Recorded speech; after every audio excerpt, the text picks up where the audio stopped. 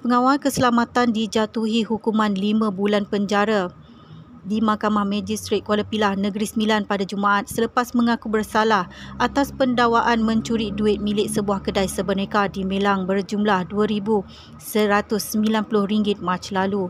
Tertuduh Anis Abdul Aziz membuat pengakuan tersebut sebaik pertuduhan dibacakan di hadapan Magistrate Saiful Sayuti.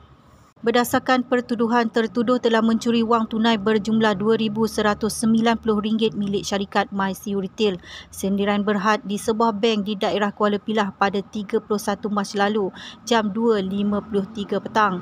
Sehubungan itu, dia telah melakukan kesalahan di bawah Seksyen 380 Kanun Keseksaan yang memperuntukkan hukuman penjara boleh sampai 10 tahun dan juga boleh dikenakan denda jika sabit kesalahan.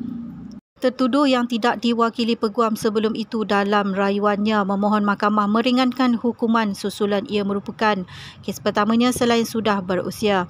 Bagaimanapun, Timbalan Pendakwa Raya Khairunisa Zainuddin dalam hujahnya memohon hukuman setimpal agar faktor kepentingan awam diambil kira berbanding kepentingan peribadi.